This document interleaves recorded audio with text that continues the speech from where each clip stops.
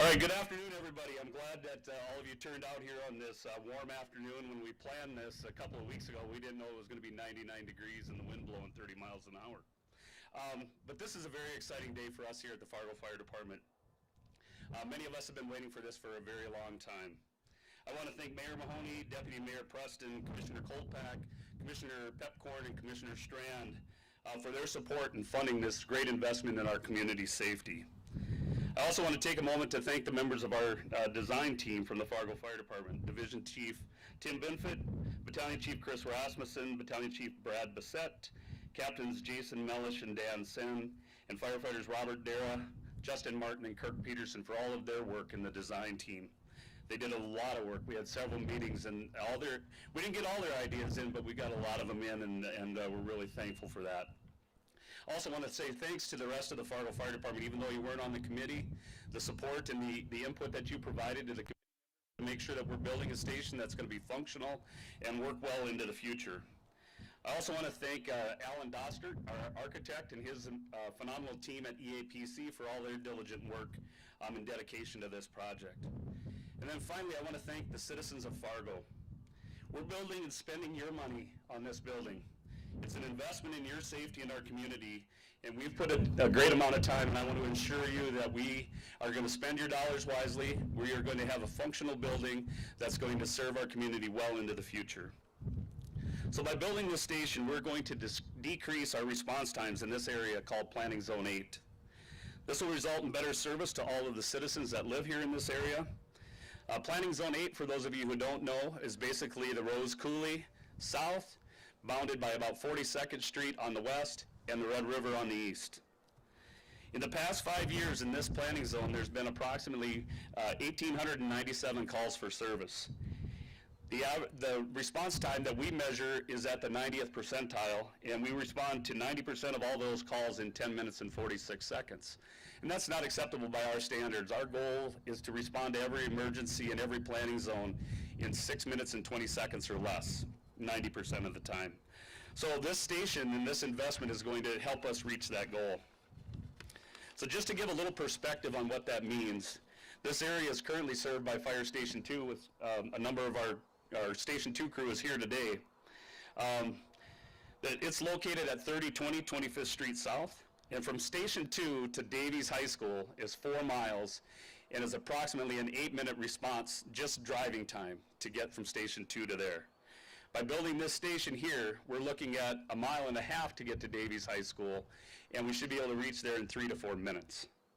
So thank you again. I look forward to working with EAPC, our general contractor, Ledgestone Incorporated, Josh, who's over there. We appreciate the effort so far. Manning Mechanical, who is our mechanical contractor, and Grotberg Electric for their work on the electrical. So we look forward to working together with you. And now I'd like to invite Mayor Mahoney to come up and say a few words.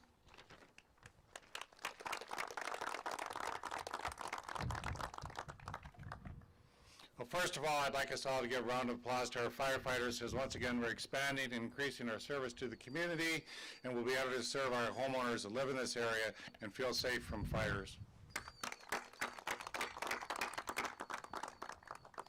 Public safety is at the core of our responsibility to our citizens, and today we continue showcasing the investment and the commitment.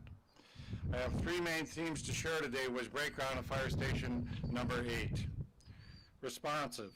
As the city has grown and expanded, the need for additional fire station increasing to ensure the adequate level of service for all residents. As the chief says, we have to get the response times down to less than 9 minutes, and we have to do that the best way we can, which is expanding our service. We have talked about this for a long time, and I'm very pleased now it's a reality.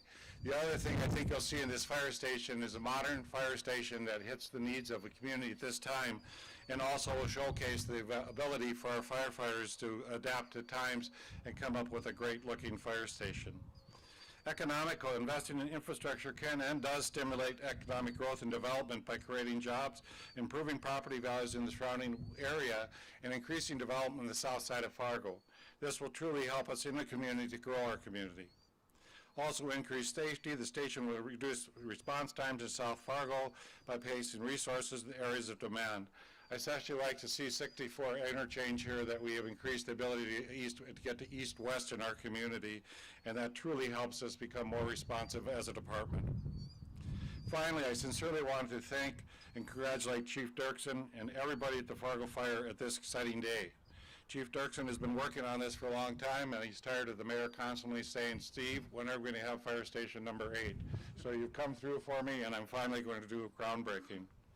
Chief, your commitment to this project and your dedication to minimizing costs, thank you for the contractors who bid on this, that kept the cost a reasonable price for us and for the taxpayers. It's fantastic. You're making this a reality, and this is a great day for the city of Fargo, and thank you for Mother Nature for not disappointing us with a warm day and the wind. It's been a great day, and it'll be a great day to celebrate. Thank you.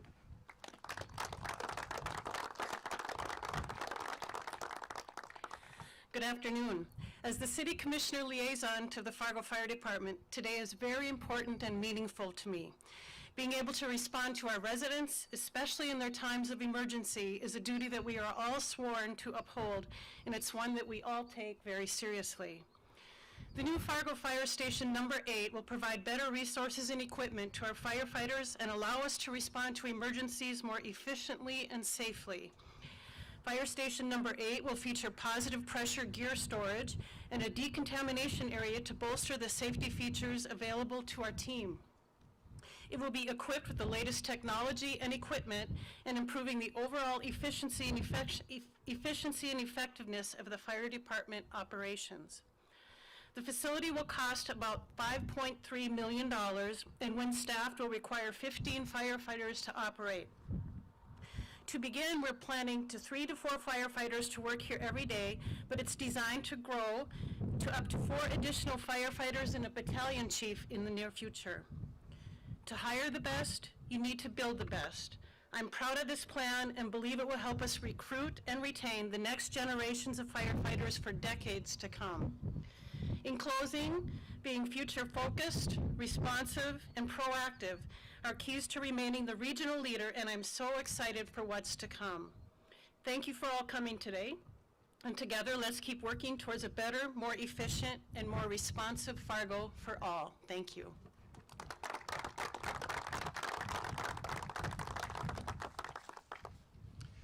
Thank you. My name's Alan Dostert. I'm the president of EAPC. And before I go too far, I want to introduce our project manager, Nick Nyokas from EAPC. He's the person in the back room making sure all this stuff makes sense. I get to come up here and talk and shake hands and do those sort of things, which is always fun. I'll keep this pretty quick. There's a couple of things I really want to express. And one is our thanks to the city and specifically to the fire department for putting their trust in working with them. I look at first responders and firefighters in particular, and images of 9/11 are always stuck in my brain where they're running towards the things that we run away from.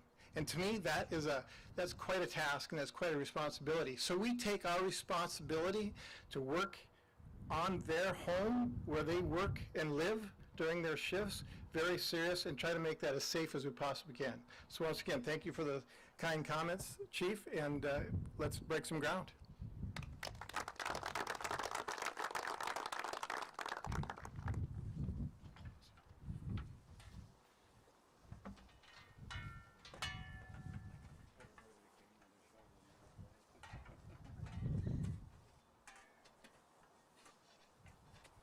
Let's go right up here. We've got some softer ground up ahead. You worked it up for us, huh? Yeah, Tim did. All right, how do we do this, Alan? I've never done this before. Right foot on the shovel, both hands